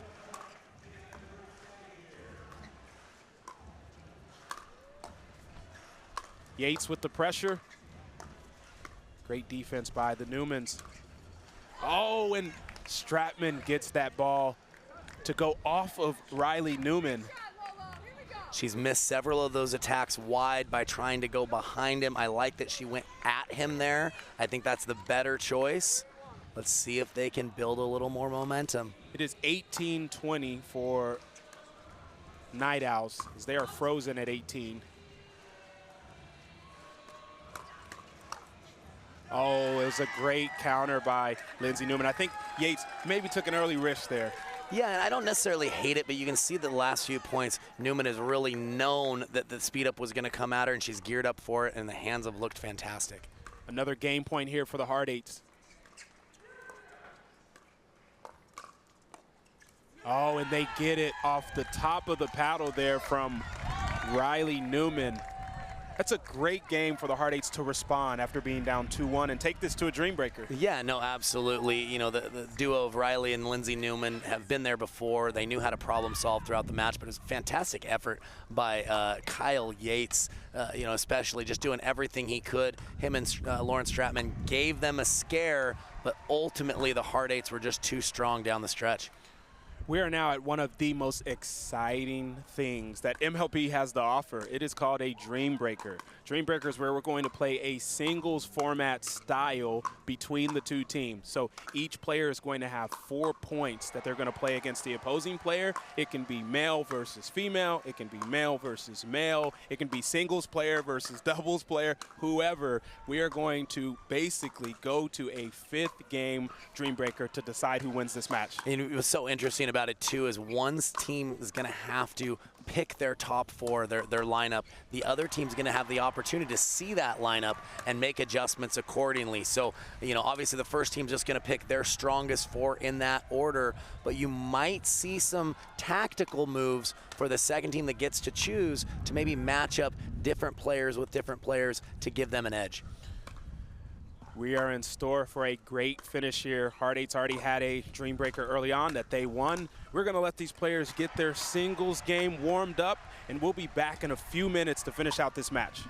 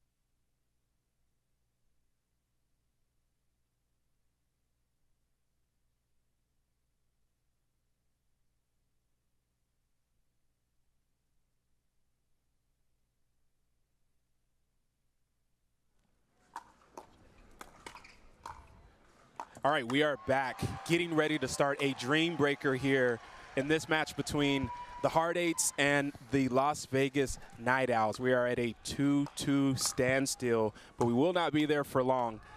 We've got the insight to the lineups here, right? Yeah, absolutely. So we've got the Night Owls choosing first. I believe what they went with was Dekel, Kyle, I believe it was Lauren, and then Vivienne David. Apologies if I got the last one mixed up. And then the Hard Eights had an opportunity to see that lineup, and what they've gone with is starting with AJ Koller, Riley Newman in that number 2 position, Mary Brascia 3rd, and Lindsay Newman finishing it out. So this is when it gets so exciting. It really doesn't matter who the favored team is on paper, because we've seen that, quote, underdog team come out the victor so many times here in this MLP format. Yeah, and if you had to make a bet, who has the better singles team? If I had to make a bet, I would go with the Night Owls here. With the Night Owls, you've got Dekel, who hasn't played a ton of singles in tournaments, but when he did, had some very good results. You got Kyle Yates, who's notorious for being a great singles player as well. Stratman on the tour as a singles player, and then Vivienne David has played some singles here in MLP. Yeah, there's a lot of these players that used to be very, very strong, you know, toward the top of the game singles players. For whatever reason, they don't concentrate it on anymore, but they certainly can bring it to life here in this MLP format. Let's get started. We've got Koller versus Barr. Oh, great play by AJ Koller as he runs to the net, yelling after that play. Yeah, he had Barr moving left, right, and eventually found the opening and executed it perfectly. That ball a little bit long, and Koller is hyped up to start this match.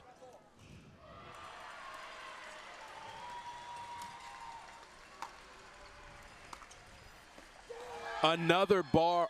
Oh, Dekel calls that ball just wide. Koller says it's great. His team was already cheering. Koller checks with Vivienne David, who lives in proximity to him as well.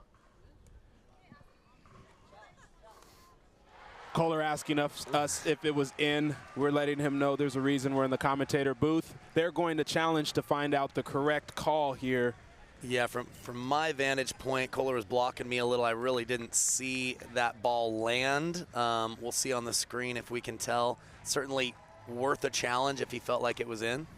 Yeah, look in the elements of it. It was a short forehand topspin roll in that short corner. You know, probably some good percentages that ball could have caught the line. Yeah, it looked like he had a good amount of spin on it. Might have dipped at the end. Koller's hanging out with us, eager to look at this review here. And we talked about the Night Owls, their singles prowess. And AJ Koller here, as we look at the replay, that ball actually does look in.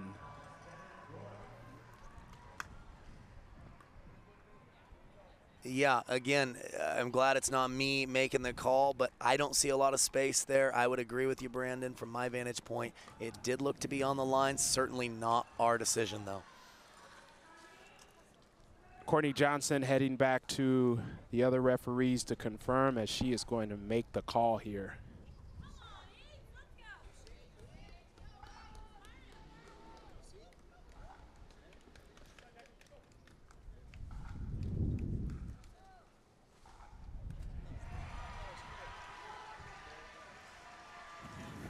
Yeah, and from our vantage point, that ball after the replay did look in, but we'll know the official call here from Courtney Johnson, as she does confirm that ball was in. Koller nodding his head as he's got a quick 3-0 start against Dekel.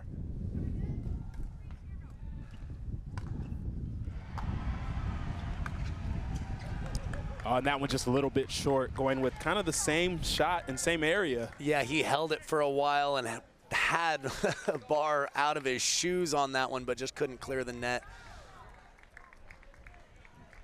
Definitely a very needed point if you're a fan of the Night Owls. Kyle Yates versus Riley Newman up next. It was a great return by Newman, and then Yates did well to get back up to the kitchen line, but maybe took too much of a risk and couldn't get that ball in. Yeah, maybe just a touch. It was pretty low there once he got there. Oh, what an angle from Kyle Yates. Just a circus volley from Yates there. Didn't even really look at it and hit that angle perfectly. Yeah, look at this on the replay. You're right, he spun around. Oh, a double net there. Yates can only clap with his paddle as, yeah, that's what Karma was neutral on that play.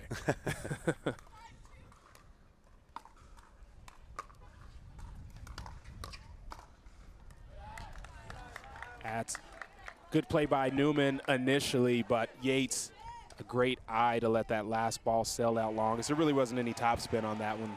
Yeah. Riley so good in those fast hand exchanges, but singles a different mentality. Just couldn't quite control his momentum and overdid it a little bit with that volley. We've got Vivienne David against Mary Brascia, and David takes the first one. They're now down 1.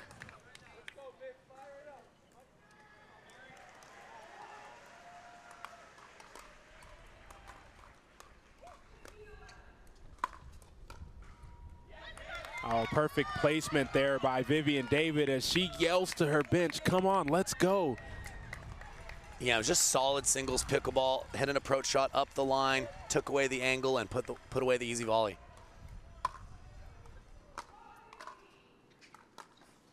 Oh, what a ball by David. Yep. She's cooking right now. Oh yeah, she's feeling it. Brascia did the right thing, tried to apply that forward pressure, but just an amazing passing shot on the run by Vivienne David.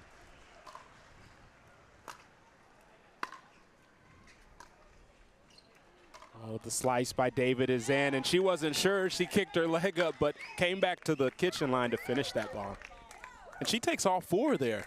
Yeah, no, that's huge for the Night Owls, who started with a little bit of a deficit, but they've got their nose in front now, 7-5, with Stratman to serve to Lindsay Newman. Yeah, and I think this is an area for the Night Owls where they're going to expect to see if they can get some wiggle room between the hard eights.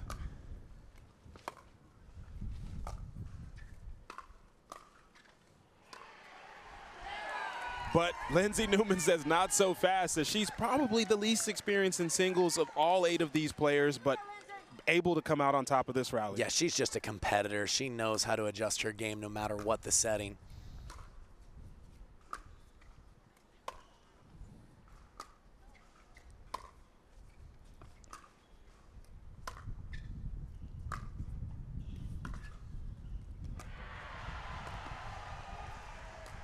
Oh, the lob by Stratman. It's just a little bit short as it hangs up in the wind. And great job by Lindsay Newman making her way to the net to really cut off those angles. Yeah, I'd like to see Stratman be a little more aggressive hitting against the wind. I think she can look to dictate here from the ground. Oh, the first one was a great get by Newman, but Stratman able to finish that. I think Newman has a 2-1 lead in this particular matchup as the Night Owls are still up 1.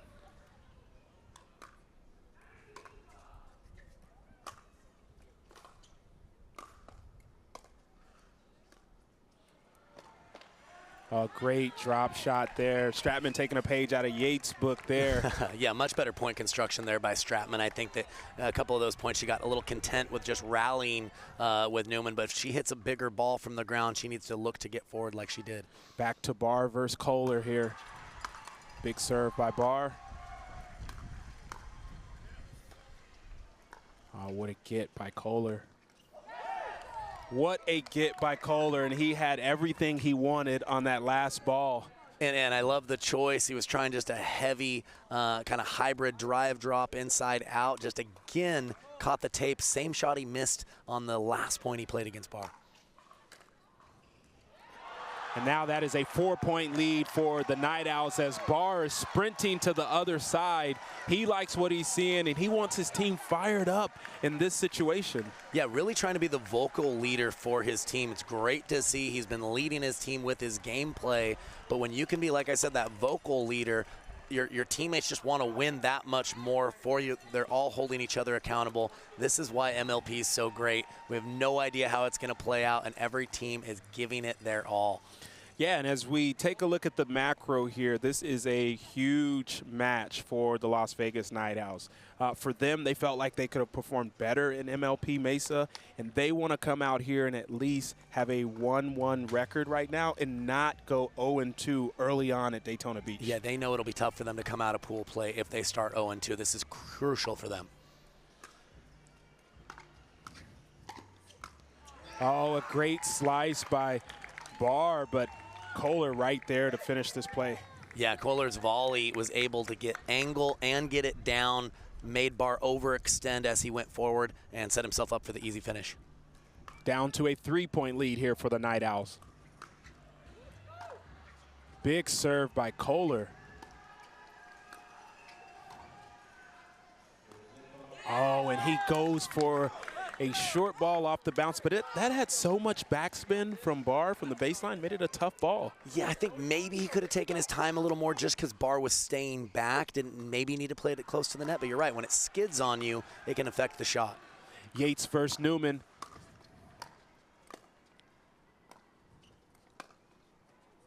Oh, gets that ball to go.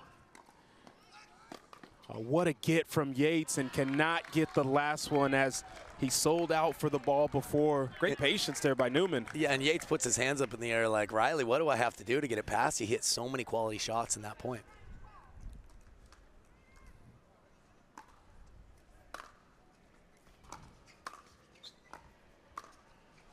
Oh, that ball long there from Yates. Looked identical to the ball that Newman missed earlier, not able to get topspin on, and it's down to a 2-point lead for the Night Owls.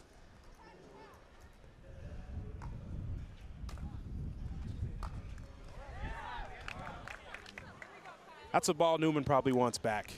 Yeah, you know, it pushes him out of his comfort zone for his skill set. He's not always hitting, you know, thread the needle type drives, you know, with his doubles matches.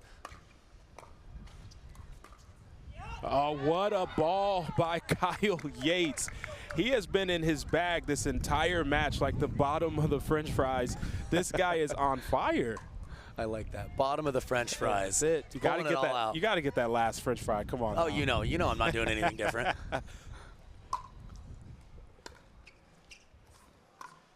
Oh, the ATP from Brascia. And comes back with the cross-court ball. All Vivienne David can do is just tap her hip. What a ball there by Mary Brascia. And I think David might have let her off the hook when she played that cross-court drop of not following it in. We'll never know. Still a 3-point lead for the Night Owls.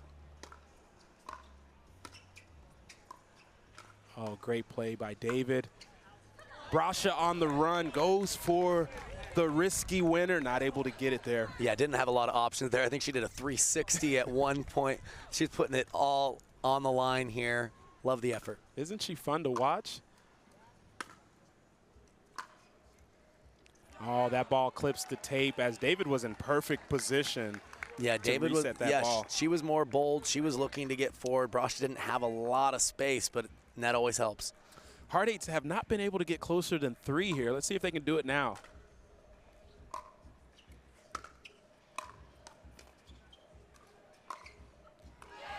And Mary Brascia, she definitely went to Home Depot before this and bought a do-it-yourself kit, and you're seeing the element of it here. Check this backhand down the line. That was nasty. Yeah, did a great job of closing her stance, setting her feet, and slamming it down the line.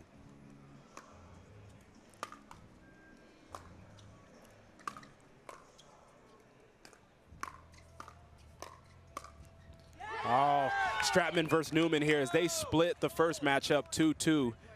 Great ball there by Stratman. She looked more under control in that rally. Yeah, I think the volleys from Newman were just sitting up just a little bit, so Stratman felt like she could still stay on the offensive even though she was out of position.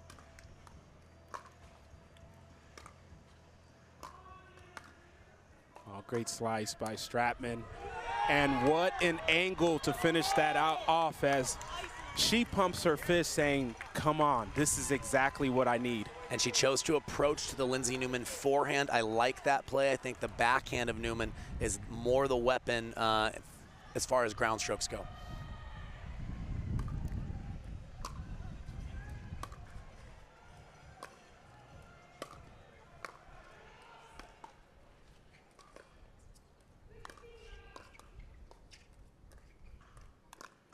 What a ball by Newman.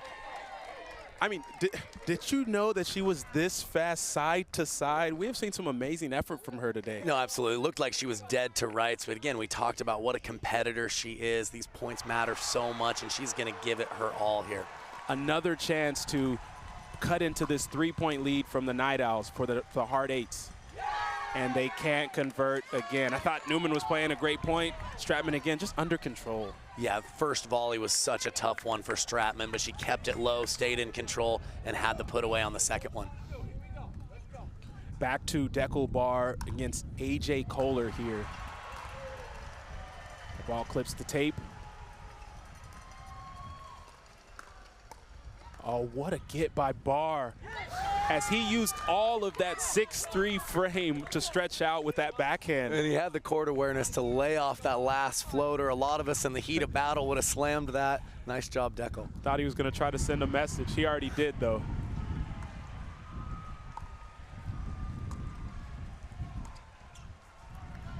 Oh, and the wind just playing tricks on bars. He tried to drop that ball in. Maybe better to drive, as we talked about early on. Yeah, I knew he had to be careful with it either way and just wasn't able to convert there.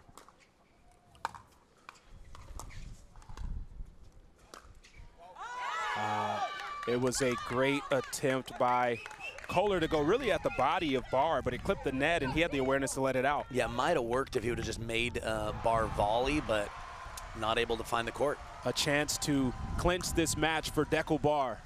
And he does it for his team as the Night Owls bring their record to 1-1 for a pivotal match that they needed. As you see on the replay, Barr with the in and out forehand. Night Owls are excited. That's a great match. Oh, so exciting. Like we talked about, there was a little bit more at stake for the Night Owls than the Hard Eights. The Hard Eights were 1-0 coming into it. Both teams will now be 1-1, and it is going to be very, very tight in pool play to see who ultimately advances. The margins are so slim here at the Premier League. We are here at MLP Daytona Beach. Kyle, it's been a pleasure having you in the booth. I've learned a bunch from your analysis, been able to see more of your personality out here. This is awesome, man. We got to do it again. Hey, likewise, man. I think we're on later tonight. Excited to run it back. And let's just keep having a good time and take in this awesome pickleball atmosphere here for MLP. I love it. Thanks, everyone, for watching, and we will see you soon with more MLP matchups to come.